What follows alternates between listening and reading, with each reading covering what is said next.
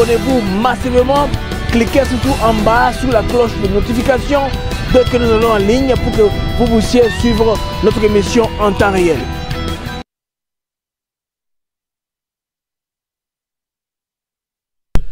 Alors les amis, bienvenue à la plateforme, c'est Blaise Mukenge. J'ai encore une fois de plus, l'abbé vient de revenir, donc Padre Thomas vient de revenir, le président du GREX. Nous allons l'avoir aujourd'hui pour discuter en ce qui concerne la situation sécuritaire en RDC à l'Est, la situation entre la RDC et le Rwanda.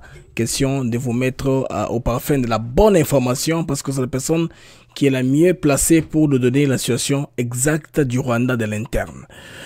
Bonjour à monsieur l'abbé et bienvenue à la plateforme.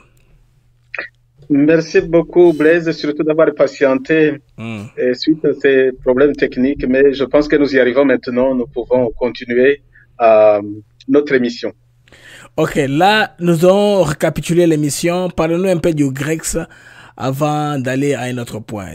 C'est quoi d'abord le GREX que vous dirigez? Alors, un peu de mots, le GREX, le gouvernement du peuple rwandais en exil a été créé en 2017, au mois de février. Et c'était suite à un incident majeur qui venait de se produire parce que moi, j'avais, avec mes amis, créé un parti politique en 2013. Et le parti s'appelait Ishema. Okay. Et avec ce parti, on avait décidé, dès sa création, dès le jour de sa création, d'aller nous présenter aux élections présidentielles de 2017. Là, on était en 2013. Et le moment venu, donc en 2016, nous sommes organisés pour y aller. Sauf que, arrivé à Nairobi au mois de novembre 2016, on nous a bloqués à Nairobi, moi et mon équipe, et on nous a empêchés d'atterrir à Kigali. Nous avons été obligés, nous avons été chassés en fait de Nairobi, de l'aéroport, pour rentrer, moi en France, Nadine au Canada, et on était même avec un membre qui venait du Malawi. Donc, on a décidé d'y retourner, parce que entre-temps, on avait fait assez de diplomatie, et le président Paul Kagame avait dit publiquement qu'il ne comprenait pas pourquoi on m'avait empêché, pourquoi on avait empêché ce prêtre de revenir dans son pays. Et alors j'ai décidé d'y retourner. Madame Nadine avait décidé de m'accompagner aussi. Et sauf que justement, cette fois-ci, nous avions dit, nous n'allons pas prendre un avion qui va s'arrêter en Afrique, on va y aller directement de Bruxelles à Kigali. Sauf que justement, à Bruxelles aussi, on nous a mis à la porte, on nous a empêchés d'embarquer parce qu'il y avait une lettre qui émanait du gouvernement rwandais qui empêchait à toutes les compagnies aériennes desservant Kigali de nous prendre à bord, tout simplement. Et c'est en ce moment-là que l'idée m'est venue d'appeler toutes les forces de l'opposition rwandaises en ce moment-là et de dire, voilà, on ne peut pas continuer à militer dans de petits partis alors que le problème est majeur, le problème en face de nous. Si ce monsieur prend le risque de nous empêcher carrément de retourner dans notre pays, alors il faut prendre des mesures qui s'imposent. Et là, j'ai appelé les autres pour créer un gouvernement en exil, carrément et simplement, parce que c'était une occasion de nous donner un appareil politique, disons une force politique plus grande et plus ouverte, où on peut se rencontrer à plusieurs. Et c'est comme ça que le gouvernement a été créé au mois de février 2017. Et depuis, nous avons mis sur pied divers projets en direction des Rwandais en exil, mais aussi beaucoup de formation et de mobilisation en direction du peuple rwandais à l'intérieur du pays. Et là, nous venons de franchir le pas et de dire, 7 ans après, nous retournons à Kigali pour nous présenter aux élections. Parce que, vous voyez, nous croyons que un régime démocratique à Kigali, un régime pacifique, ce sera pas seulement bon pour les Rwandais, mais ce sera peut-être l'autre nom aussi de la paix pour le Kivu et pour toute la région. Voilà, donc le gouvernement est une force politique qui est là. C'est un vrai gouvernement avec un président à la tête, avec un premier ministre qui est une dame, Madame Marine Ouimana, et plus de 23 ministres. Donc, on fait le travail et en même temps on se prépare à diriger vraiment le Rwanda dans un proche avenir. Voilà. Alors, nous ne sommes pas encore arrivés à ces points-là. Je voudrais un peu vous comprendre. On vous a vu dernièrement avec Félix Tshisekedi. Pourquoi vous avez vu Félix Tshisekedi publiquement? Vous cherchez à énerver le président Paul Kagame ou tout simplement une visite de courtoisie? C'est quoi l'objectif de votre visite avec Félix Tshisekedi? Alors, Blaise, merci vraiment de me poser cette question parce que la rencontre avec le président Félix est une étape aussi importante. Parce que Félix a été élu, disons, en 2019. Oui. Et nous avons vu ses premiers pas comme chef d'État en direction des pays voisins. Et surtout, nous avons scruté ses visites et ses contacts par rapport au Rwanda. Et on était très inquiets au début parce qu'on se disait, comme son prédécesseur Kabila, il va peut-être être ami de notre dictateur et ça ne va pas arranger les choses. Et là, je lui ai écrit une lettre. Et la lettre s'appelle Alerte du 1er novembre. C'était le 1er novembre 2019. Où je lui disais, en fait, si vous voulez vraiment la paix pour le Congo, il ne peut pas y avoir de paix durable au Congo qu'à une condition. C'est le départ de Paul Kagame, pas vraiment la politique de l'avoir comme ami, parce qu'il ne peut jamais être un ami. Et là, on décriait justement la volonté de puissance de ce monsieur qui fait le bazar partout, qui fait couler le sang partout, pour sa propre puissance, tout simplement pour construire son empire, pour construire son pouvoir, mais des milliers et des millions de gens ayant été décapités. Bon. Là, c'était en 2019. Vous voyez, et puis nous avons suivi Félix Tshisekedi, comment il a évolué, comment il a montré qu'il comprenait les choses et comment il a commencé à se révolter un tout petit peu par rapport à cet ami impossible, ingérable. Et l'année dernière particulièrement, alors il a fait beaucoup disons, d'actions diplomatiques de très grande importance, et notamment quand il a prononcé son discours à l'ONU, en disant, en parlant clairement, en indiquant le Rwanda comme l'ennemi. C'est pas le Rwanda, parce que lui, il avait très avancé, disons, dans la compréhension de la situation. Il indiquait pour le Kagame et son régime, et non le peuple rwandais. Et là, encore une fois, je lui ai écrit une lettre qui disait, en gros, un nouveau régime pacifique et démocratique à Kigali, c'est l'autre nom de la paix au Kivu et la concorde dans la région des Grands Lacs. C'était le 28 septembre 2022. Et voyez, le 28 septembre 2023, il me recevait comme président du gouvernement du peuple rwandais en exil, non pas seulement une visite de courtoisie, mais lui, évidemment, dans l'entretien, on a parlé de la situation grave de la région à cause du régime de Paul Kagame. Et il m'a donné beaucoup de considération, et je dis beaucoup, vraiment, grand merci au président Tshisekedi, parce qu'on a parlé de continuer à construire notre force politique pour pouvoir non pas seulement énerver le régime de Paul Kagame, c'est pas une question de l'énerver, mais pour le mettre à la porte et le remplacer. Donc le président Félix, il sait ce qu'il fait. Il sait qu'il ne nous a pas rencontrés parce qu'il avait du temps à perdre. Non, au contraire, on verra cela peut-être dans l'avenir. Voilà. Alors, quand vous parlez de mettre Kagame à la porte, y a-t-il une alliance politique ou un engagement du gouvernement congolais de vous aider comme opposition au gouvernement rwandais en exil? Par exemple, au cas où il s'est décidé d'envahir le Rwanda avec son armée, est-ce que c'est vous qui a placé pour vous conduire à Kigali pour faire un discours, que vous faites un coup d'état ou comment? Pratiquement, c'est comment? Est-ce qu'il y a une alliance solide? C'est quoi un peu le scénario? Nous sommes un peu... nous avons soif de connaître que ça va aller comment, concrètement. Alors, en ce qui concerne un accord ou une alliance entre le président Félix et nous, lui-même l'avait dit plus tôt et tout haut, en disant que le problème du Congo, c'était le régime de Paul Kagame qui lançait des guerres et des pillages au Congo depuis une vingtaine d'années, plus de 25 ans d'ailleurs. Et puis, le président Tshisekedi avait été jusqu'à dire que le peuple rwandais lui-même, il était sous le joug et qu'il avait besoin d'un soutien des pays de la région pour pouvoir se libérer. Oui. Lui-même l'avait dit. Et c'est dans cet esprit que nous l'avons rencontré et que nous souhaitons toujours le rencontrer et que nous souhaitons toujours échanger avec lui pour un vrai plan politique. Et lui, il parle d'une force politique et c'est ce que nous sommes en train de construire. Alors, les scénarios, comme vous dites, ou les scénarios, donc, le premier scénario, c'est ce que nous sommes en train de faire. Donc, c'est la politique interne du Rwanda. Nous devons changer les choses de l'intérieur et c'est pour ça que nous nous lançons dans les élections. Donc, nous voulons les vaincre par les urnes. Nous y allons. Nous allons nous présenter comme candidats aux élections présidentielles de l'année prochaine. Et ça, c'est le premier scénario.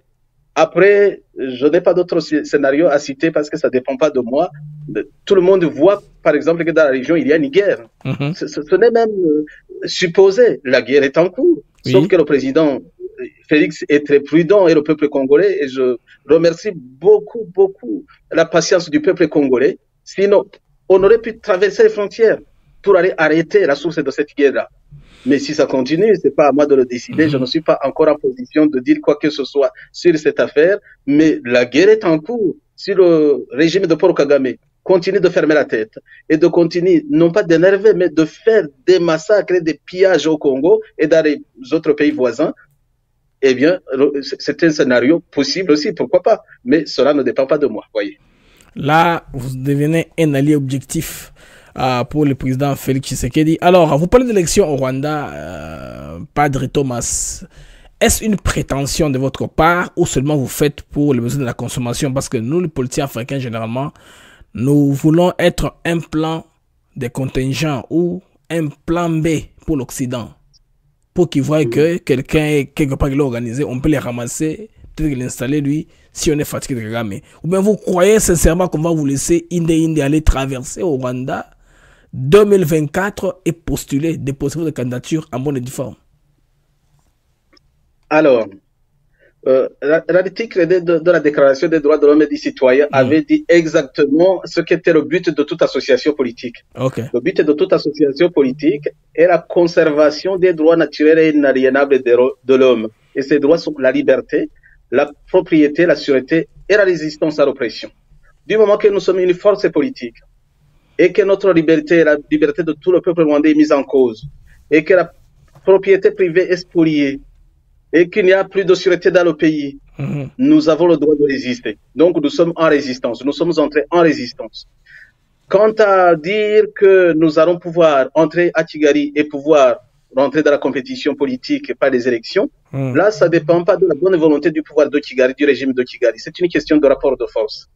Alors, c'est ce qui revient à nous de construire un rapport de force suffisant pour ouvrir cet espace politique que les autres ont fermé complètement et qu'ils en bénéficient tous seuls. Donc, c'est le FPR et le parti de Paul Kagame et de sa clique.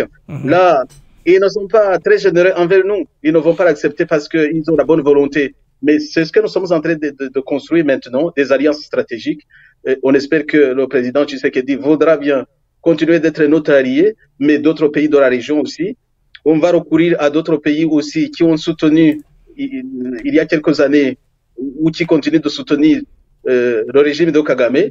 Et d'ici le jour des élections, bien des choses auront changé. Donc, pour me résumer, c'est une question de rapport de force. Si nous ne réussissons pas à construire un rapport de force suffisant, on ne pourra pas entrer comme cela s'est passé il y a 7 ans. Mais moi, je suis confiant actuellement. Nous avons les forces que nous n'avions pas par le passé. Et je suis sûr, presque sûr, que cette fois-ci, c'est la bonne, c'est la meilleure. Ok, vu la fragilité actuelle au niveau du Rwanda, avec le nombre de morts que les M23, le nombre de revers qui perdent au front, vous ne trouvez pas que c'est le moment propice peut-être que de joindre vos frères en armes? Par exemple, le cas du mouvement qu'on appelle FDLR ou d'autres mouvements qui ont tendance à aller par les armes. Parce que souvenez-vous, le FPR de Paul Kagame en 1994 a pris le pouvoir par les armes. Pourquoi vous ne voudriez pas aller par la même méthode? Alors, pour répondre à cette question, je vous dirais que le problème que nous avons eu depuis 30 ans maintenant, ce n'est pas un manque d'une force armée. Okay. Une force armée, on pouvait bien en avoir. On peut toujours l'avoir. Mais on a eu un problème d'ordre politique. Okay. Parce que le FPR a massacré toute la classe politique qui était présente là, en ce moment-là. Ils ont fait tout pour tuer et massacrer les leaders. Non pas seulement les leaders qui existaient, mais pour tuer jusqu'au désir de faire de la politique dans le cœur de Rwandais, surtout la grande majorité des Hutus là. Alors, pour le moment, ce qui est important pour nous, c'est de construire une vraie force politique et qui est capable, par exemple, de construire des alliances stratégiques. Et une question d'armée ne se pose pas encore pour nous. On observe ce qui se passe du côté du Congo. On observe cette guerre, qui est une guerre meurtrière qui n'a pas de raison d'être. On voit beaucoup d'enfants du Rwanda qui sont massacrés sur le champ de bataille, mais les enfants congolais innocents aussi qui sont massacrés là-bas. C'est malheureux d'avoir une situation comme cela. Et on peut prévoir à nos politiques que ça peut évoluer à une vraie guerre. Bon, une vraie guerre, c'est déjà une guerre là. Mais une guerre qui traverserait les frontières pour arrêter la source justement de cette guerre Et là, on n'y est pas encore. Je ne suis pas en position de dire que ce soit là-dessus, mais je veille, je suis. Et le moment venu, on dira ce qu'on en pense, mais vous pouvez déjà nous croire, tout ce qui pourrait contribuer à chasser ce régime, eh bien, on pourrait bien soutenir. Ah, même tout le monde, y compris les Ouazalais de tout le monde. On va revenir après, on va revenir. Je vais te poser une question tout à fait sociologique. La politique, vous savez qu'en Afrique, les partis politiques sont sociologiques pour ne pas dire tribal. Kagame a bâti son régime, disons, sa dominance au niveau de Kigali sous base du Rwanda, sous base tribale. C'est pas séparatiste spécifiquement. J'ai lu dans votre communiqué de presse ici, vous expliquez ça si clairement. Maintenant, votre parti, maintenant, est-ce un parti fédérateur qui comprend les Hutus, les Tutsis, les Tois, ou je sais pas, tout le monde que le Rwanda compose? Est-ce que vous n'allez pas vous venger sur les Tutsis? Une fois, vous êtes au pouvoir. Puisque vous me posez la question, je vous répondrai. La force politique à laquelle j'ai contribué énormément à construire, c'est une force politique très ouverte et très généreuse envers toutes les ethnies du Rwanda, Hutu, Tutsi et toi. Alors, nous sommes surtout les membres, si vous essayez de voir les membres qui sont avec nous, c'est des gens plutôt qui sont très ouverts, non pas seulement parce qu'ils l'ouvrent, mais par la composition même de leur famille, nos familles qui sont très très mixtes. Donc, vous pouvez commencer même par ma propre famille, très très très mixte. Vous pouvez aller voir. Donc, nous ne sommes pas les gens qui sont dans le tribalisme. Nous sommes les gens qui sont Hutus, qui sont Tutsis, qui sont très ouverts en tout cas à sauver tous les Rwandais. Et puis dans notre groupe aussi, il y a des Hutus, il y a des Tutsis. Mais même si Kagame a fait cela, nous avons essayé de comprendre comment il l'a fait. Mais en réalité, il n'a pas construit quelque chose sur les Tutsis. Il a construit quelque chose sur le groupe qui était avec lui en exil. Et la preuve, c'est que beaucoup de Tutsis aussi ont été massacrés pendant cette guerre-là. Je pense toujours à mon ami Kizito Mihigo qui a été assassiné par des Kagame, qui est un Tutsi rescapé du génocide. Du moment que vous ne soutenez pas le régime, que vous soyez Hutu ou Tutsi, vous êtes un ennemi, vous êtes considéré comme un ennemi et vous êtes éliminé. Et les Rwandais, ils l'ont compris, les Hutus comme les Tutsis. Donc, la nature de ce régime est à étudier profondément. C'est vraiment, ils se donnent des noms. Le général Kabarebe avait dit qu'il s'était construit comme une sorte de killing machine. Donc, c'était une machine pour massacrer les gens qui ne laissaient rien à son passage. Dernièrement, j'ai vu que vous avez noté ce qu'il vient de dire.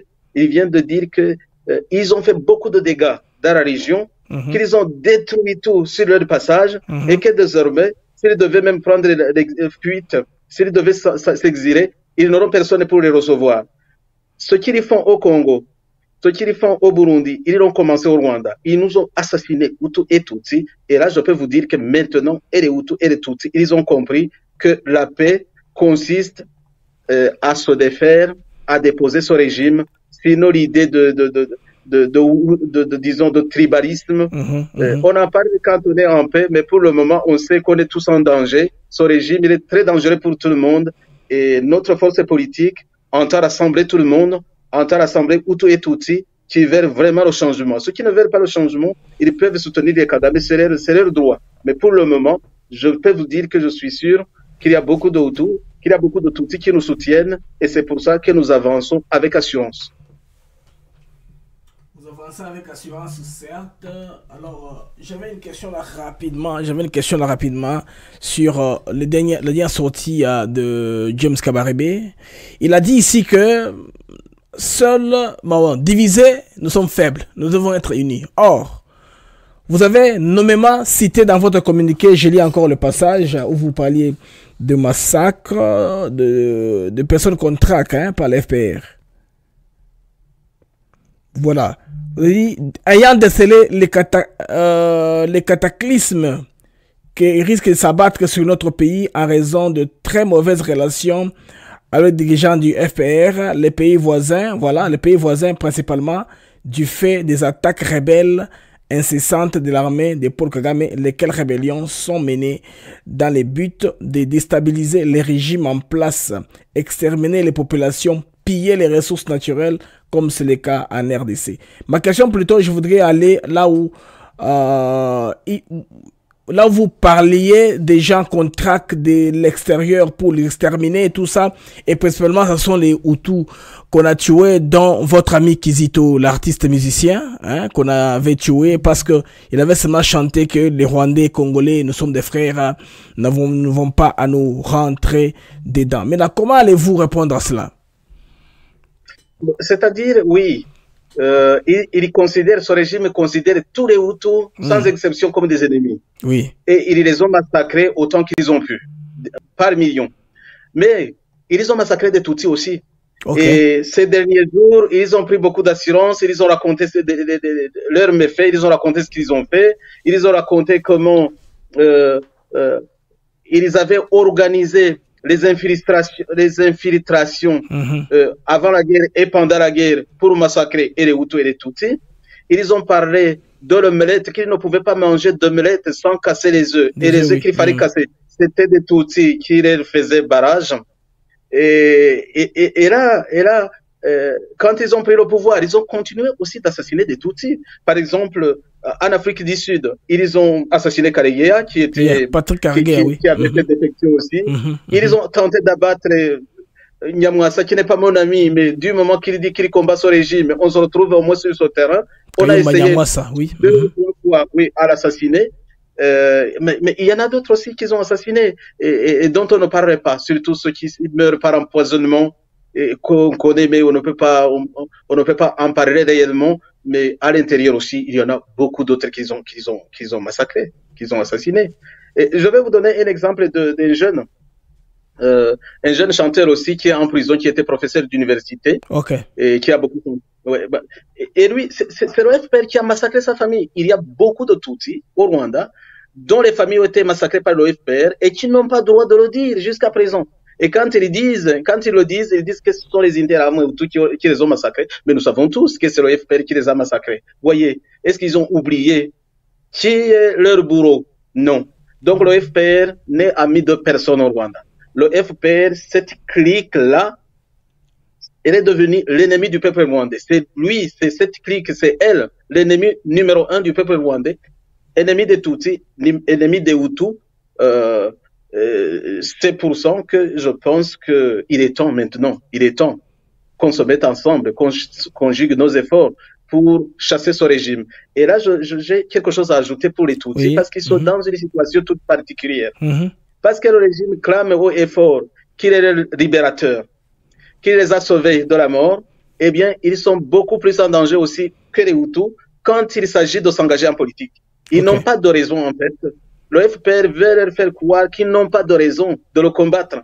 Et c'est pour cela que toute personne, surtout Tutsi, qui se met au vu et au su de tout le monde pour dire qu'il conteste ce pouvoir, il encourt la peine capitale. Et c'est comme ça qu'ils les ont assassinés. C'est comme ça que les Kizito, qui n'étaient pas des politiciens, mais de simples citoyens qui essayaient de lutter pour la paix et la réconciliation, ils se sont trouvés condamnés à mort gratuitement, je vais dire vraiment gratuitement, mais sa vie a été fauchée et la vie de beaucoup d'autres jeunes aussi. Je pourrais citer une longue liste de ces jeunes-là que le FPR a assassinés, qui sont des Tutsis, pour la simple raison qu'ils cherchent la réconciliation du peuple rwandais, qu'ils cherchent la paix dans la région, comme le chantait Kizito, que les Congolais n'étaient pas nos ennemis, ou plutôt nos frères de sang. Voilà. Je voudrais vous maintenant entrer dans les volets de l'état actuel, la situation actuelle du Rwanda, sur le plan d'abord économique, puis sur le plan sécuritaire. Alors d'abord sur le plan économique, comment se porte le Rwanda actuellement? Le Rwanda se porte très très mal. Le Rwanda se porte très mal pour plusieurs raisons. Mais la première raison, c'est qu'ils ont construit une économie de guerre qui ne profitait qu'à la seule clique qui était au pouvoir. L'économie de guerre, je veux dire, ils ont reçu beaucoup d'argent pour reconstruire le pays, mais en fait de reconstruction, ils n'ont fait que détourner des millions de dollars qu'ils ont mis sur leur compte à l'étranger. Après, ils ont essayé de détruire l'économie des individus, notamment des Hutus.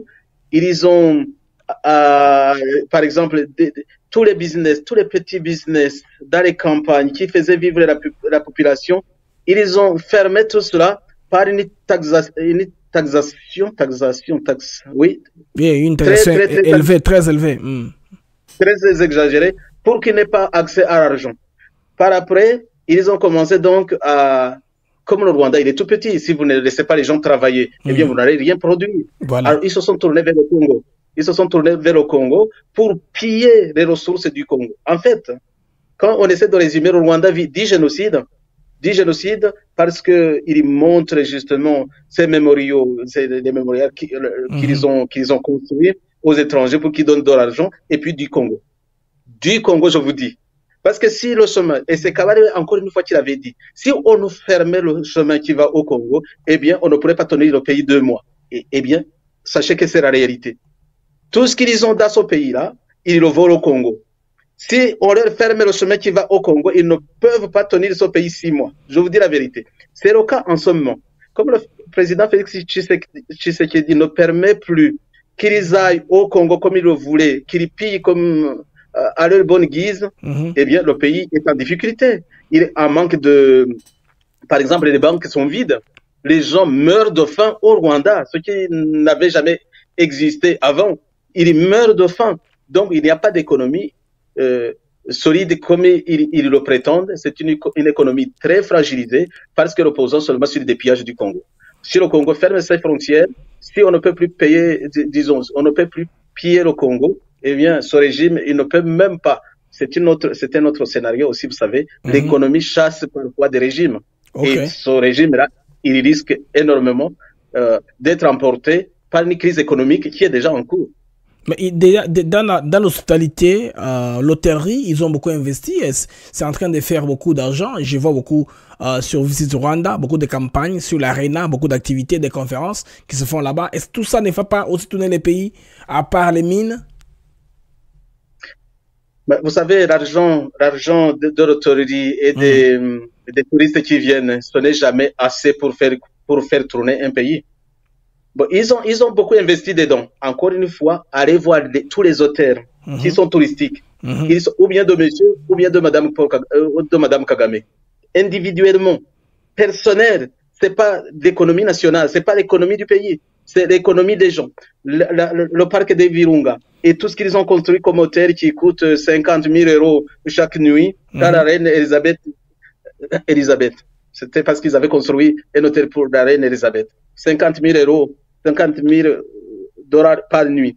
Tout ça, c'était construit pour eux, simplement pour eux. Et c'est des hôtels individuels. C'est de la famille de Paul Kagame. C'est pas cela l'économie nationale. Donc, l'économie du pays souffre énormément.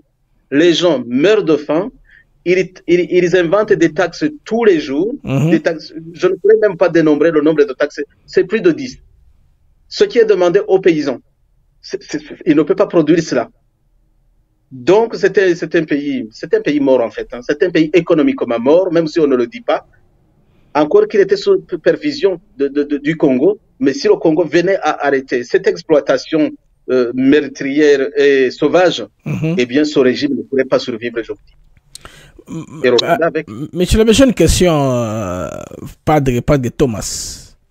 Vous faites l'opposition ou l'inimitié? Parce que l'opposition, vous devez rester dans les fonds. Mais ça, vous prenez ça personnel. Parce que ce qu'il fait là, si vous profitez, le Rwanda, parce que quand il va fuir, il va prendre des hôtels sur son dos et partir avec. Quand vous serez au pouvoir au Rwanda, Dieu le permet, vous allez aussi profiter de son travail qu'il a abattu, malgré que c'est dans la malice qu'il a fait. Est-ce l'opposition ou l'inimitié? Est-ce personnel ou seulement l'opposition? Alors, je vais vous répondre par la dernière question. Vous dites que nous allons récupérer ce qu'ils ont fait. Et le pays pourrait en profiter. Monsieur, ça dépend de comment ils vont laisser tout cela. Parce qu'ils l'ont dit, pour Kagame, j'allais dire de son vivant, il avait dit qu'il allait laisser le Rwanda tel qu'il l'a trouvé. Donc en ruine. Donc ils sont capables de mettre le feu sur tout. Et c'est ce qu'ils sont en train de faire en fait. En créant cette guerre du Congo. Cette guerre qui peut se retourner contre le Rwanda. Pensez-vous vraiment que nous allons pouvoir récupérer quelque chose? Là, c'est la première chose. Et au niveau de l'inimitié, en fait, vous posez une question qui me touche énormément. Oui. Parce que le régime du FPR ne fait pas de politique en réalité. Et s'il faisait de la politique, il ne considérerait pas les opposants comme des ennemis du pays. Parce que quand vous avez qualifié les opposants politiques d'ennemis du pays, eh bien, vous mettez les moyens du pays pour les massacrer et les empêcher. Et c'est ce qu'ils nous font tous les jours. Ils nous assassinent. Et vous comprenez, ils ne font pas de la politique en réalité. C'est une bande. Alors là, je vais vous dire des mots puisque vous m'avez un tout petit peu provoqué. En réalité, il y a un sénateur qui est sénateur même aujourd'hui, qui avait essayé, c'est un juriste en plus, qui avait essayé de qualifier ce régime comme une bande de bandits, donc une bande de criminels, disons, en bande organisée, quoi. C'est des criminels en bande organisée, en plus armés. Il avait dit agatsiko k'amabandi yitwaje intwaro en kinyarwanda. Ok, ça veut dire quoi? Agatsiko k'amabandi, c'est une bande de bandits armés, tout simplement, qui ont pris le pouvoir. Et c'est un sénateur actuellement. Il avait qualifié ce régime comme ça. En fait, il se comporte comme cela. Il n'y a même pas d'exagération. Parce qu'ils ont assassiné tous les opposants. Ils nous empêchent vraiment de faire de la politique normalement. Je vous donne l'exemple d'avoir tenté d'y aller, mais je n'étais pas armé du tout. J'étais accompagné d'une jeune femme et d'un bébé de quelques mois et d'un jeune homme, aucune arme. Mais on nous empêchait de rentrer dans notre pays. Pourquoi? S'ils veulent faire de la politique. Pourquoi nous enlever ce droit? Alors, pour revenir, quand on parle de ce régime, de sa vraie nature, on peut vraiment croire. On sort un tout petit peu de politique. Parce que c'est indescriptible ce qu'ils font. C'est de la criminalité organisée. Continuez par ce qu'ils font au Congo. Est-ce que c'est de la politique? Le président Tshisekedi lui-même dit qu'il a tenté de signer des accords avec eux pour que ce soit un jeu gagnant-gagnant, des accords gagnant-gagnant. Et qu'est-ce qu'il faut? Qu'est-ce qu'ils font eux? Mais ils ne respectent pas les paroles, ils ne respectent aucun accord, et cela de la politique. Et c'est pour ça que quand nous nous exprimons, on peut dire que nous expérimentons une certaine inimitié, mais en fait, je n'aurais personne. S'ils changeaient et qu'ils nous redonnaient nos droits, et qu'ils ouvraient cet espace politique, et qu'ils nous reconnaissaient comme citoyens comme eux, et pas comme des citoyens de seconde zone, eh bien, on dirait beaucoup de bien d'eux. Mais ils ne le méritaient pas. C'était un groupe, de toute façon, leur façon de faire de la politique, c'est de la criminalité organisée, c'est tout. Vous pouvez le voir. Ce que vous voyez au Congo, nous l'avons expérimenté plusieurs années à l'intérieur du pays. Et là, ils étaient nos dirigeants. Et là, ils avaient tout le pouvoir sur nous. Au moins au Congo, on peut crier en disant, ils ont violé les frontières, ils sont chez nous contre tout droit, mais chez nous, ils le faisaient comme s'ils avaient la permission. Je vais vous dire une dernière chose. Oui. Ils ont été jusqu'à organiser la vente des organes humains. Imaginez un pouvoir. Ça, c'est méchant.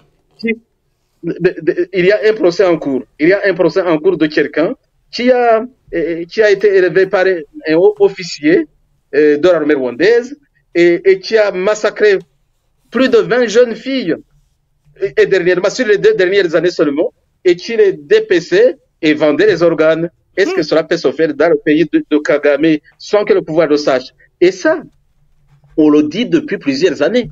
Parce que des disparitions de personnes, ça dure depuis plus de 20 ans. Et on ne savait pas où allaient les gens. Mais par après, j'avais eu l'information, d'ailleurs, je l'avais diffusée il y a 3 ans, et dernièrement, ça s'est confirmé avec un jeune. Et le procès, vous pouvez suivre, vous pouvez demander aux autres Rwandais. Le procès est en cours, il est emprisonné, mais parce qu'on a crié aussi. Mais il a dépecé plus de 20 jeunes filles. Et ça se faisait dans Kigali. Ah, on vous avait dit qu'ils étaient, ils avaient toutes les informations de ce qui se passait dans le pays et qu'en termes de renseignement, ils étaient les meilleurs de l'Afrique. Oui, comment ils ne savaient pas qu'à côté de chez Kagame, un jeune homme est en train de dépêcher 20 jeunes filles. Et là, on a parlé des dernières. Mais sur une dizaine d'années, on ne sait pas ce qu'il a fait exactement. Organiser la vente d'organes de ses citoyens. Vous comprenez ce que ça veut dire? Et si un pouvoir se met dans un commerce pareil, on manque de mots pour décrire ce que le peuple rwandais a eu à souffrir pendant ces 30 ans, où le FPR de Paul Kagame a dirigé le pays. Ça, on manque vraiment de légendaire. Je veux dire qu'on est sur le volet sécuritaire maintenant. Comment vous trouvez tout ce qui est en train de se faire actuellement sur le plan sécuritaire? Je sais qu'il y a beaucoup de mouvements au Rwanda. Vous êtes de la famille là-bas. Bien sûr, les gens vous communiquent parce que vous êtes un gouvernement en exil. Comment est-ce que vous appréciez de manière générale ce qui fait sur le plan sécuritaire? Alors, sécurité au Rwanda, ça veut dire autre chose aussi. Ok. Les organes qui étaient destinés à faire de la sécurité, à s'occuper de la sécurité des gens, c'est ces organes-là que le régime utilise pour déstabiliser les gens, pour des disparitions forcées. Et si vous saviez ce qui se passe en ce moment, où on prend des jeunes, on les ramasse sur les dans la rue, on les ramasse à Kigali, on les ramasse dans les bus ou dans les taxis, pour les amener de force au Congo, pour se battre au Congo, pour mourir au Congo tout simplement, et pour massacrer des Congolais. Et je viens d'avoir l'information, c'était hier seulement, et c'était une information très très sérieuse, où on est en train de prendre des prisonniers à qui on donne une formation d'une semaine à peine, et qu'on envoie au Congo aussi. Et ce sera la sécurité des gens. Et ce sera la sécurité du peuple. Au niveau de la sécurité, et le régime essaie d'organiser aussi pour mettre des organes pour le protéger. Pour protéger quel régime, et pas le peuple, et pas les pays voisins. Donc ces régimes, c'est pour ça que les organes qui étaient destinés à la sécurité nationale, ils sont devenus très dangereux pour le peuple. Demandez aux Rwandais, ils ont peur de la police. Ils ont peur des services comme la DMI qui était service de renseignement, parce que c'est des boucheries organisées. Ils ont peur de leur armée, parce que ils tirent hier encore, ils ont tiré sur un jeune homme parce qu'il était en train de voler le kawunga. Le kawunga, c'est de la farine pour pouvoir manger. Et la solution, c'est de tirer sur lui. Et il meurt. Et c'est tous les jours comme ça. Ils volent ce qu'il y a de la famine, pour qu'il vole ce qu'il a faim. Ils volent pour aller manger, mais on tire sur lui. On tire sur lui et on ne tire pas pour le dissuader, on tire pour le tuer. Il est mort. Et c'est tous les jours comme ça. Et c'est dans toutes les provinces du pays. Là, c'est les services de sécurité. Vous avez compris? Au lieu de protéger ce jeune homme qui a faim, on tire sur lui et il meurt. Et voilà nos services de sécurité. Donc, sécurité intérieure, c'est-à-dire tous les organes, l'armée, la police, disons la grande partie, parce que maintenant j'ai des informations quand même, il y en a qui résistent au niveau de l'armée et au niveau de la police, et qui ne veulent plus suivre ce régime. Là, j'ai l'information. Mais le régime fonctionne avec les irréductibles qui obéissent.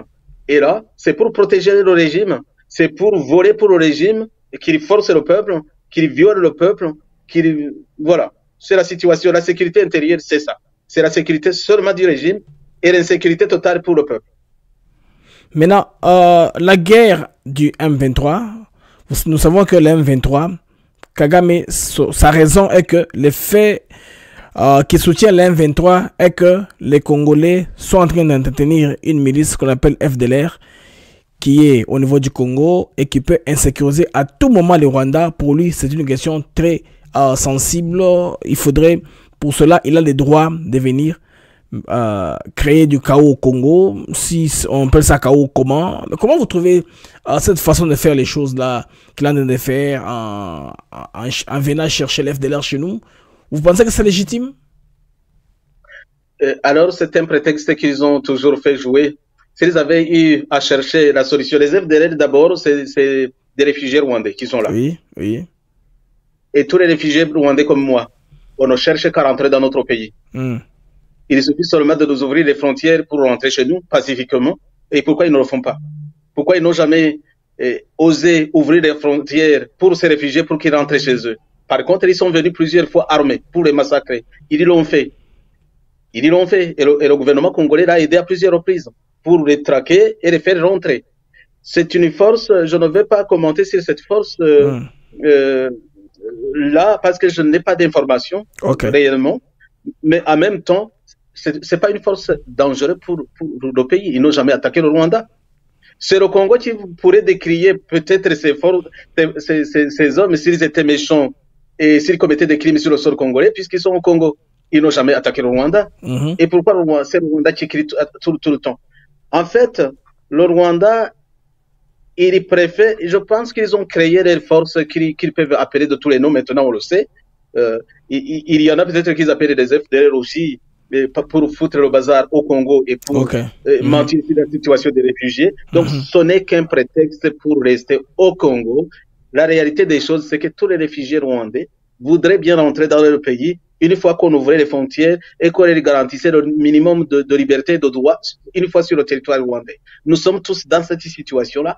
Moi-même, je cherchais à rentrer. Je ne suis pas armé du tout. Mais ils ne m'ont pas accepté. Pensez-vous qu'ils vont accepter? Ils ont toujours peur des réfugiés rwandais, mais pour les FDLR, en tout cas, c'est un prétexte. En tout cas, ça ne peut pas justifier tous les crimes et les pillages qu'ils ont commis au Congo et qu'ils continuent de commettre. Là, pour terminer, tout le monde comprend maintenant ce que ça signifie. Ça ne passe plus. Personne n'accepte leur version et c'est pour ça qu'ils commencent à dire, en fait, maintenant on comprend.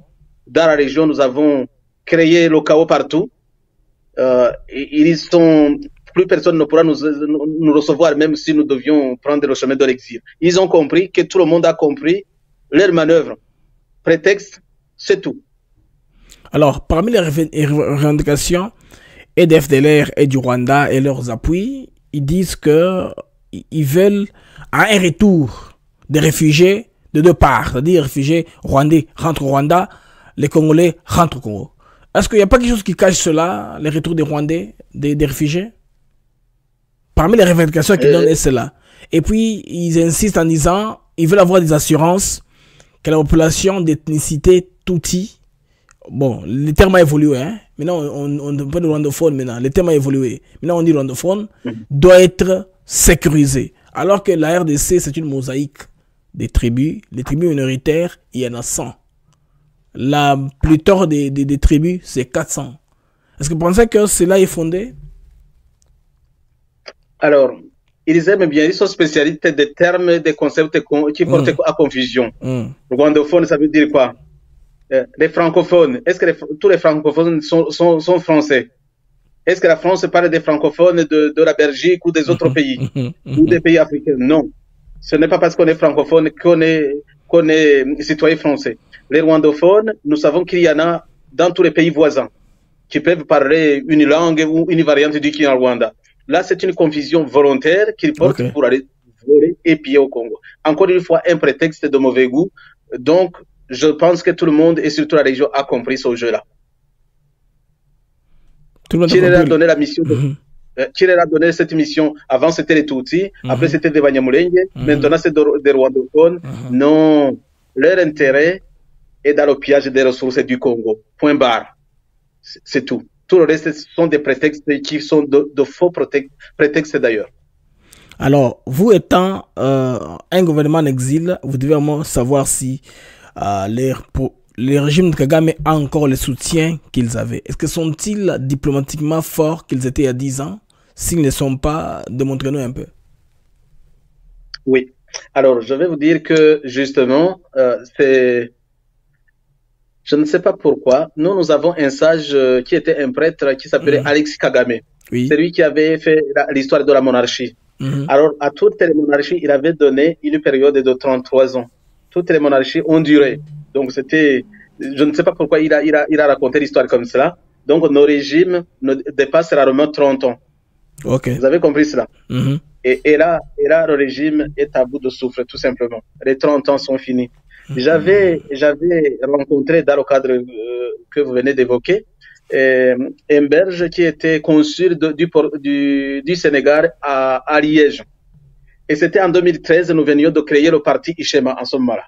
Et cette personne, ce vieillard qui était très très sage, il approchait les 80 ans, je lui avais dit, nous les jeunes Rwandais, on s'organise vraiment. Le régime qui vient de passer, en ce moment-là, c'était 18 ou 19 ans, en ce moment-là, le régime de Désinkotagny, nous en avons assez, nous voulons bien le mettre à la porte. Et ce vieillard, il avait ri de moi en disant, non, depuis combien de temps ils sont au pouvoir? J'avais dit 19, je crois. Et il a dit, vous devrez attendre 30 ans. Ils ont 30 ans pour régner sur cette région-là, sur ce pays. Après, vous verrez, les choses vont changer. Alors, je me suis révolté en disant, sur quoi vous êtes basé pour dire 30 ans? Il me dit, jeune homme, partageons ce verre de vin, mais vous allez voir, ce sera 30 ans. En fait, ils sont au bout des 30 ans. Ce qu'on constate, c'est quoi? C'est que tous les soutiens, ils les ont abandonnés. Ils les ont complètement abandonnés. Parce qu'ils ne veulent pas, à un certain moment, continuer de s'accrocher à des alliés encombrants. Ils connaissent leurs méfaits, ils connaissent leurs crimes. C'est insupportable. Les blancs, ils peuvent faire des choses, mais ils ont peur toujours de leur justice. Ils ne veulent pas s'allier à des alliés encombrants comme les Kagame, qui sont des criminels notoires. Bientôt, le tribunal pénal pour le Congo va se mettre en place. Oui. Eh bien, on va en parler. D'ailleurs, au niveau du gouvernement en exil aussi, nous avons créé quelque chose comme cela. Ça va commencer bientôt, même si c'est pas la même force. On n'est pas égal au tribunal qui va être créé pour le Congo, mais on va commencer à parler en termes de justice de leurs crimes. Alors, tous les alliés, les Américains, les Anglais, les Israéliens. Est-ce que vous avez remarqué quelque chose dernièrement qu'ils ont envoyé un avion plein de vivres à Gaza pour les Palestiniens et d'autres signes. Alors qu'avant, ils se targuaient d'être des amis intimes d'Israël parce qu'Israël avait connu un génocide qui ressemble au leur, des choses comme ça. Donc tous les alliés, ils leur ont tourné le dos. On ne le dit pas. En des termes diplomatiques, on sautait souvent sur des trucs qui sont comme ça. C'est nous, puisque vous m'avez dit si j'avais l'information, c'est nous qui manquons à la peine. Si nous pouvions créer cette force politique importante, eh bien, le moment, c'est aujourd'hui. Le moment, c'est aujourd'hui. Ceux qui les soutenaient hier pourraient soutenir une nouvelle force, pourraient soutenir le changement, et c'est en cours. Merci. En tout cas, sur le plan diplomatique, nous pensons qu'il y a beaucoup de déclics. Je voudrais vous mettre une vidéo d'un diplomate français, un diplomate, mais un policier français de l'opposition, parce que dans le temps, ce sont des choses qu'on ne voyait pas se passer en RDC. Moi, quand j'ai vu cette vidéo ici, ça m'a beaucoup rappelé beaucoup de choses, parce que là, il cite nommément, il indique clairement les problèmes auxquels a affaire la RDC, et puis il est en train de connaître leur politique dans leur pays, la politique française, qui n'a pas tellement aidé. Voilà, j'ai la vidéo. Suivons un peu cette vidéo ici, et puis on va se retourner pour commenter. C'est évidemment par le non-alignement que nous parviendrons à cette attitude. Le non-alignement n'a jamais voulu dire la neutralité. Jamais.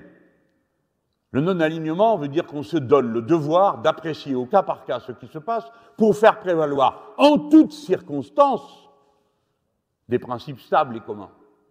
Et donc, dans un monde qui va au désordre, baptisé de grands mots multipolaires et je ne sais quoi, nous autres Européens, nous avons connu le monde multipolaire, nous connaissons ça, c'est la compétition et la destruction mutuelle qui achèvent un processus pareil. Nous avons besoin d'un monde ordonné, avec des règles respectées par tous. Et donc, ce monde ordonné doit pouvoir disposer des moyens matériels de faire respecter la loi commune. S'il y a une mission de l'ONU, elle doit être équipée en armes et en matériel pour faire prévaloir les raisons pour lesquelles elle a été envoyée à tel ou tel endroit, et vous savez de quoi je parle. Dans ces conditions, le non-alignement peut sans cesse nous rapprocher, si nous nous réclamons de principes communs. Ce n'est pas la neutralité. Et c'est encore moins l'équidistance, comme je l'ai entendu dire une fois. Nous ne sommes pas équidistants entre l'agresseur et l'agressé. Nous ne sommes donc pas équidistants entre le Rwanda et la République démocratique du Congo, car c'est la République démocratique du Congo qui est agressée et envahie. Et à ce fait, nous disons à nos propres collègues, ce que vous trouviez valable pour l'Ukraine et la Russie doit s'appliquer pour la République démocratique du Congo et le Rwanda. Le refus que vous prononcez contre les organisations qui pratiquent des actes de terreur, à tel endroit, vous devez aussi le vouloir ici et le faire respecter avec la même énergie. Quand vous organisez des sanctions contre une nation qui viole la loi internationale, vous devez aussi les organiser pour protéger la pacifique République démocratique du Congo. Alors, à ces politiciens français de l'opposition, quelle est votre réaction d'emblée quand ils préconisent des sanctions contre le Rwanda? Alors, c'est quelqu'un que je connais. Ici, on l'appelle une grande gueule. C'est quelqu'un qui est libre et qui dit exactement ce qu'il pense. Oui. Mais remarquez, il y a quelques années, il ne parlait même pas, il ne parlait pas de la situation. Donc, les choses ont changé. Les temps sont en train de changer. Et s'il commence comme ça au Congo, il va en parler en France, il va réveiller tout le monde. Sauf que je suis sûr, même le gouvernement français sait exactement ce qui se passe et s'y prépare. Oui, absolument. Vous pensez que très bientôt, on pourra y avoir des sanctions économiques sur le Rwanda ou des sanctions ciblées sur le régime de Kagame? Est-ce que vous pensez que quelque chose de pareil peut arriver incessamment? C'est pas seulement penser, c'est logique. Il ne manque qu'une chose. Et cette chose est en train d'évoluer. C'est le rapport de force. Tout est rapport de force en politique. Si le gouvernement congolais s'affirme, comme le président Tshisekedi s'affirme actuellement, à l'intérieur et sur la scène nationale. J'en profite d'ailleurs pour dire au peuple congolais que nous sommes vraiment jaloux de vous, d'avoir un tel leader. J'espère que j'aurai l'occasion de parler de comment je l'ai trouvé. Oui. Mais il faudrait voter pour lui parce qu'il est en train de créer une situation que vous n'avez jamais connue dans votre pays. Donc, si le gouvernement congolais s'affirme intérieurement et au niveau international, et tout va suivre. Tout le monde va suivre. En tout cas, le Congo est une puissance régionale potentielle et mondiale même. Le Congo regorge de ce que beaucoup de pays, même les grands pays, les pays les plus puissants, ont besoin. Donc, le Congo n'a qu'à se valoriser parce qu'il a beaucoup de valeurs. Si le Congo, le gouvernement congolais continue de s'affirmer, comme fait le président Tshisekedi, que Dieu le protège, et vous verrez d'ici 2-3 ans, tout aura changé. Le Congo aura un rôle très important dans le changement même de régime dans la région, à commencer par le Rwanda. Je n'ose pas dire d'autres pays, mais il y a d'autres pays qui pourraient passer dans ce tourbillon aussi. Alors j'ai peur que ce sac de Christian Bossembe ne suspende, parce que ce sac ne veut pas de pré-campagne. Parce qu'il dit que la campagne électorale commence au moins le 20. Le 20 de ce mois, c'est quand on peut officiellement dire allez voter pour un tel. Il est candidat député national, il est président de la République. C'est ainsi le display qui est un peu dans les médias congolais. On évite de dire allez voter pour un tel. Non, moi, je ne suis pas congolais, je sais. Je sais, on ne veut pas être suspendu par... D'observer ce qui se passe, je vous comprends, d'observer ce qui se passe au Congo. Donc, disons, nous retirons la parole, mais... Non, vous ne pas retirer, vous ne pouvez pas retirer, vous ne pouvez pas retirer la parole, nous sommes en diaspora, vous avez exprimé un vœu, tout simplement de voir le peuple congolais réélire Tshisekedi. Je voudrais qu'on parle un peu d'un phénomène qui commence, qu'on appelle le phénomène Wazalendo. Vous avez remarqué que les jeunes gens du Kivu prennent des armes et puis leur gouvernement leur défend. Partout où la communauté nationale a voulu le qualifier des forces du mal, les ministres Patrick Mouyaya les a défendus. Que Self Tounoula, Apala, Pene Apala, ministre d'Affaires étrangères et francophonie, les a défendus. Pour ça, aussi, la même chose. On ne veut pas dire que ce sont des forces négatives. Et aujourd'hui, on leur permet de faire une conférence de presse à Goma. Les Wazalendo ont fait une conférence de presse à Goma. Ils sont réunis, ils ont parlé de leur opinion, de leur façon de faire les choses, quelles sont les difficultés qui se trouvent sur le terrain. Est-ce que vous voyez, vous ne trouvez pas que ces mouvements risquent d'être un danger pour la sous-région parce qu'ils sont en armes, hein, ils sont des faits connaître des revers terribles au M23. Alors, encore une fois, je félicite le gouvernement congolais d'avoir eu cette compréhension que le peuple pouvait s'organiser pour se défendre au moment où l'armée s'organisait encore. Oui. Et ça, c'est important. Parce que pendant 20 ans, plus de 20 ans, 25 ans maintenant, ou même davantage, cette région a été agressée par des armées qui venaient du Rwanda toujours, et sans défense. Que le peuple prenne la décision de s'organiser et de se défendre, c'est louable et nous soutenons tous. Mais surtout que le gouvernement ait cette compréhension de leur permettre de s'organiser et peut-être de soutenir un peu pour qu'ils continuent à se protéger, eh bien, c'est leur droit en fait. C'est ce que disait cet article-là. Le but de toute association politique, c'est quoi? C'est la conservation de ses droits naturels et donc la résistance à l'oppression. Alors, ce qui se passe au Congo se passe dans d'autres pays aussi, notamment dans la guerre de Russie contre l'Ukraine.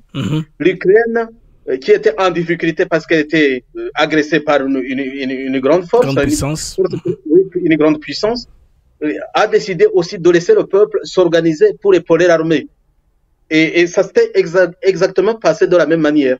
Ils ont voté une loi pour leur permettre de s'organiser et pour permettre à l'État de temps en temps de leur accorder aussi des armes et des munitions parce qu'ils étaient en train de travailler pour le bien commun. Au Congo, c'est la même chose. Donc, le Congo a le droit de soutenir ces Wazalendo et nous, ça nous intéresse énormément parce qu'il y en a aussi qui parlent la langue qui ressemble au Kinyarwanda. Et donc, nous comprenons leurs préoccupations parce qu'ils ont été massacrés aussi en les confondant avec les Rwandais. Et le FPR et ses diverses organisations, milices, ils l'ont fait. Alors là, ça nous intéresse, nous suivons de près. Et je pense que le gouvernement rwandais en exil aussi, dans sa prochaine réunion, prendra peut-être la parole pour s'organiser. Et si le gouvernement congolais permettait, et pourquoi pas soutenir aussi, appeler le peuple rwandais à soutenir ces gens qui sont courageux et qui se défendent. J'en profite d'ailleurs pour appeler le peuple rwandais de penser vraiment à soutenir des Wazalendo qui sont un exemple d'un peuple agressé qui essaie de se défendre. Et je pense que les Rwandais ont besoin de prendre exemple sur eux. Merci.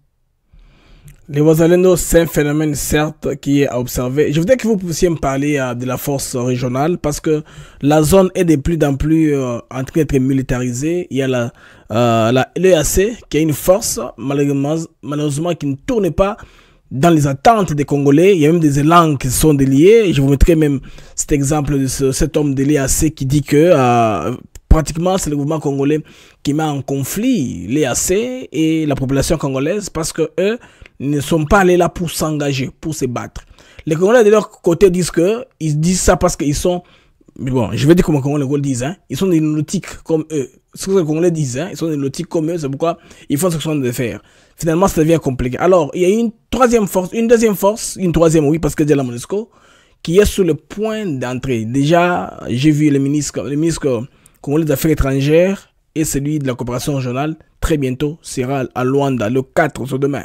Ils seront demain à Luanda, déjà pour l'accélération du processus de force, parce qu'il y a 3 pays déjà qui amènent leurs forces pour accompagner les FARDC. Alors, tous ces pléthores-là de bots dans l'Est de la République, vous, en tant que politicien, c'est votre coin aussi. Comment est-ce que vous trouvez tout cela? Alors, merci de la question.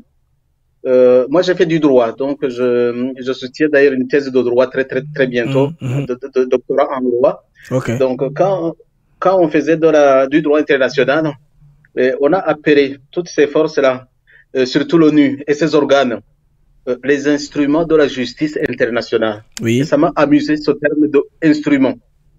Donc, un instrument, c'est un instrument. La personne qui utilise cet instrument, la personne qui sait utiliser cet instrument, c'est celui-là ou c'est celle-là qui en tire le bénéfice. Oui. Alors, les forces qui sont positionnées au Congo, que ce soit la MONUSCO et les forces de l'EAC, visiblement, sont des instruments qui sont en main de quelqu'un d'autre et pas du gouvernement congolais. Et il n'y a qu'une solution, c'est de faire en sorte qu'ils partent parce que la MONUSCO vient de passer plus de 20 ans là-bas et on assassine toujours les gens aux portes de la MONUSCO. Qu'est-ce que cet instrument est en train de faire là? Qu'est-ce qu'il est en train de faire là? Si c'est pas pour protéger le peuple congolais. Mais je pense que le président Tshisekedi, il est assez malin pour le faire assez diplomatiquement, mais pour faire partir ses forces. Parce qu'ils doivent partir. Et la force de l'EAC, et la force de la MONUSCO, puisque ce sont des instruments qui sont plutôt dans d'autres mains. Alors, quant à la troisième force qui va arriver, et j'espère que le président et son gouvernement auront bien négocié, parce que on a plus confiance en cette force, puisqu'il y a des antécédents.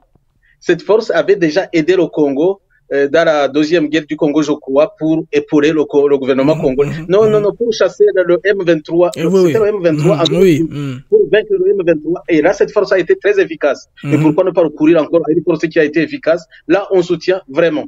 Alors là, tout cela dépend justement de la stratégie du gouvernement congolais. Et j'ai compris, en parlant avec le président Tshisekedi, qu'il comprend exactement ce qui se passe et qu'il sait ce qu'il va faire et en temps voulu. Il est patient, il est très patient, mais il est intelligent. Donc, ça sert à rien de brisquer les choses quand vous évaluez les forces en présence et quand vous construisez votre propre force. Je pense qu'il gagne du temps, en fait. Lui, il gagne du temps, mais il sait où il y va et il va y arriver, vous allez voir. Alors là, maintenant, espérons que les forces de la SADC viennent appuyer les FARDC, parce que avoir la vidéo ici de la force régionale, on va suivre un petit quelqu'un, c'est juste une minute, hein. Comment est-ce que les officiels de l'EAC considèrent la mission qu'ils sont venus faire au Congo? Because I have seen a host nation where... Je pense que vous comprenez l'anglais. Oui, bien sûr. Okay. It has told a delegation that your mission should leave because you are not doing what brought you here. What brought you here is to engage the negative forces. But when you look at the mandate is not saying that. The mandate does not allow you to go into fighting. Alors, ce qu'on disait est que ils sont venus avec un mandat qui leur a donné un congé sabbatique au Congo. Venir se promener en armes, voilà. Ils sont descendus là en cargo militaire de l'armée kenyane. Ils ont pris ces vols-là pour venir se promener, se balader au Congo. Comme vous dites là, tout dépend de celui qui contrôle la force, donne la force entre ses mains. Alors là, justement, là, on leur donne un mandat parce que c'est une force armée. Oui. Et une force armée ne peut pas être positionnée quelque part sans rien faire. C'est-à-dire que cette force est en train de faire quelque chose en fait. Voilà. C'est peut-être pas selon le mandat, mais il est en train de faire quelque chose. Et on sait ce qu'elle est en train de faire. Ce ne combat pas les forces négatives qui sont là. Elle était là pour le M23. Ce ne combat pas le M23. Elle est en train de soutenir le M23 ou elle est en train de faire autre chose. Et quand il s'agit du Congo, on sait qu'on peut être occupé autrement. Peut-être qu'ils sont entrés.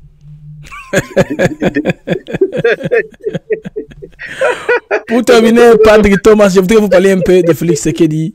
Comment est-ce que vous trouvez la personne? Vous avez parlé avec lui. Comment est-ce que vous trouvez Félix Tshisekedi après être mis avec lui, après s'être entretenu? Comment est-ce que vous trouvez sa personne, sa personnalité? Alors, franchement, je commence par remercier le président Félix d'avoir accepté de me rencontrer. Et puis, quand je l'ai rencontré, j'ai eu cette chance. Beaucoup de Congolais n'auront peut-être pas la chance de le rencontrer tel que j'aurais eu, moi, cette chance-là. Alors, c'est la personne, il m'a étonné de l'entrée de jeu. Parce que c'est quelqu'un qui a beaucoup d'humour. Beaucoup d'humour. Et il sait discuter avec les gens. Et vous sentez pas le poids et que vous devriez sentir sur un président comme les nôtres là, qu'il faut sentir le pouvoir. Lui, c'est comme un confrère en fait. Alors, c'est quelqu'un, donc j'ai parlé de lui, j'ai discuté avec lui, c'est quelqu'un qui a une écoute très très active. Donc il vous écoute et puis reformule ce que vous avez dit, il vous propose des choses et vous demande ce que vous pensez de ce qu'il pense lui. Et ça, c'est dit jamais vu. Et puis, c'est un homme en fait intelligent. C'est ce que j'attendais des leaders comme lui. Intelligent, c'est un leader, un vrai leader qui comprend les enjeux de son pays, de ce qui se passe dans son pays et dans la région. En fait, il est très engagé pour la région, pour la paix dans la région. C'est pas que pour le Congo. Et pour cela, j'ai trouvé que cet homme-là est un stratège, parce que c'est ce qui est attendu d'un chef politique aussi. C'est un stratège, donc il sait ce qu'il poursuit et c'est en même temps un tacticien, parce qu'il sait comment y arriver. J'ai vu dans les propositions qu'il m'a faites concernant le Rwanda, parce qu'il me donnait des conseils aussi. Il est plus expérimenté, il est président. Moi, je suis président en exil seulement. Je combats pour y arriver. Mais j'ai trouvé que c'est un tacticien, en fait. C'est un tacticien hors pair, et les Congolais finiront par le constater. Il sait comment avancer pas à pas pour arriver à l'objectif final. Je dirais beaucoup de choses sur lui, mais c'est un homme compétent. On lui avait fait un procès avant, quand il est entré au pouvoir, un procès, bon, je ne répète pas les mots désobligeants, mais c'est pas vrai. C'est un homme compétent, il est digne de confiance, il est sincère, il parle sans langue de bois. C'est-à-dire, il sort des formules politiques qui conviennent à tout le monde pour dire la vérité et pour te regarder en face pour te dire la vérité. Et je pense que le peuple congolais a besoin de leaders comme ça. Et c'est pour ça, même s'il est interdit de commencer la campagne, c'est quelqu'un avec qui je serais très heureux si je gagnais les élections de l'année prochaine, de travailler avec lui, étant disons, le président de la République démocratique du Congo, si les dossiers qui concernent la région, si les dossiers qui concernent la paix, les projets d'intégration régionale, je vais continuer, je suis prêtre aussi, je vais continuer à prier pour lui, pour qu'il reste en place, pour qu'il aide toute la région et surtout qu'il aide le peuple congolais. Voilà. Mais lui, au pays, n'a pas de très bonne relation avec les prêtres qui utilisent l'église pour lui faire un procès. On a un cardinal au Congo qui pratiquement tape sur les chefs, tape sur tout, il entre dans tout, ils sont dans toutes les sauces chez nous. Chez nous, les prêtres sont dans toutes les sauces. L'exemple de l'église catholique, jusque-là, a difficulté à reconnaître la commission électorale du pays. Tout simplement parce que à la tête de cette commission-là, il y a un homme qui est de la même tribu que le chef de l'État. Et qu'à la cour constitutionnelle, il y a un juge qui est de la tribu du chef de l'État. Et pour arriver là-bas, ce n'est pas le chef qui l'y a nommé.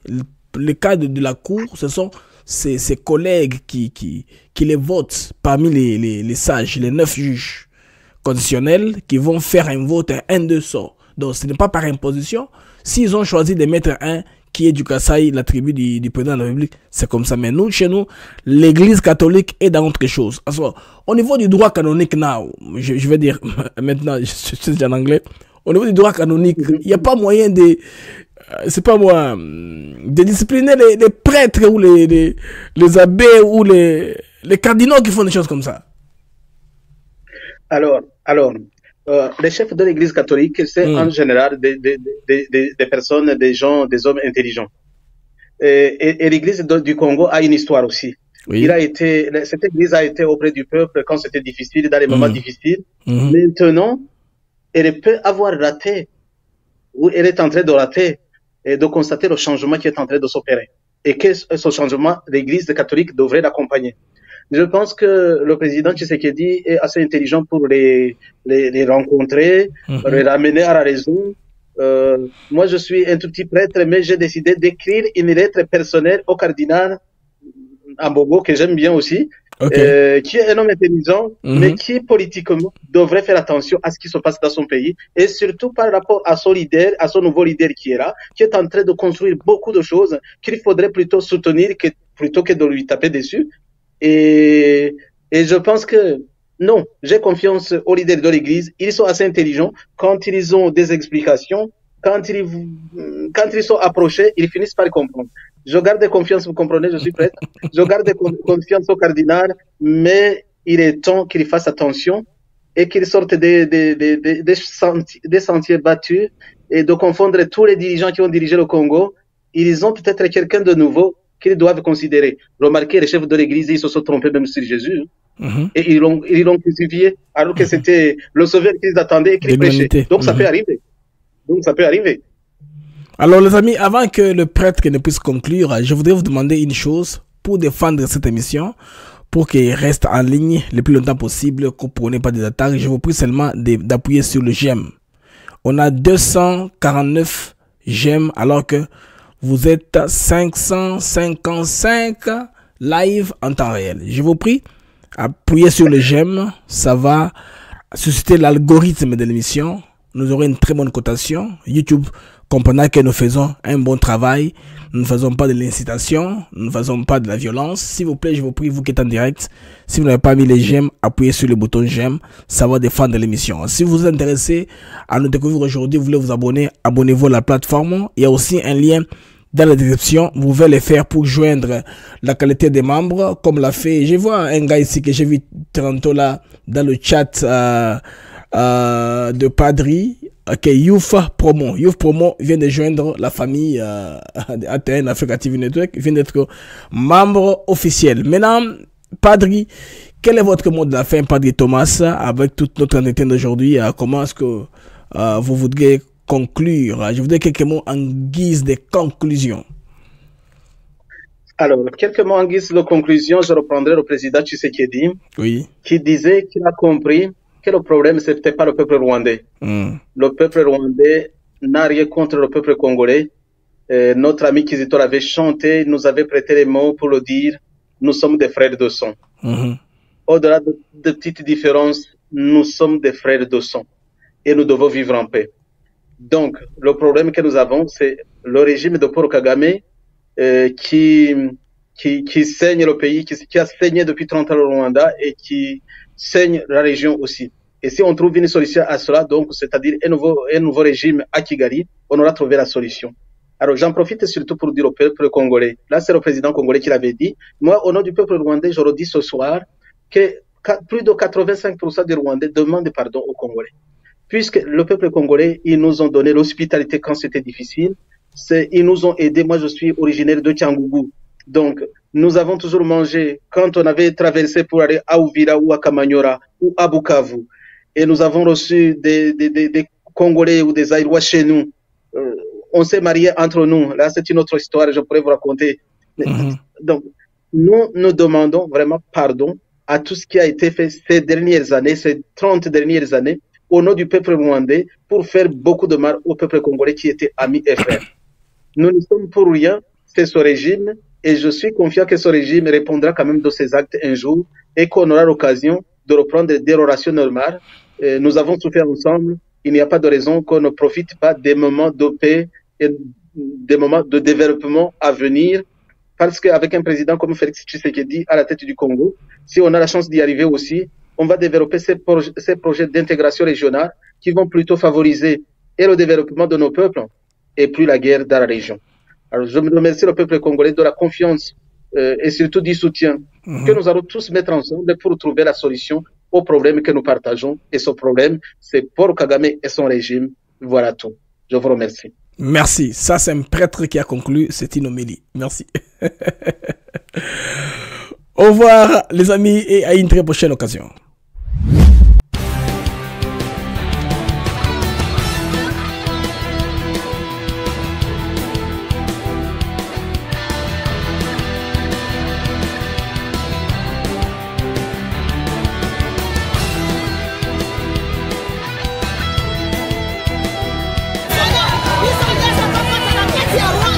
Je ne trahirai jamais Félix Tshisekedi.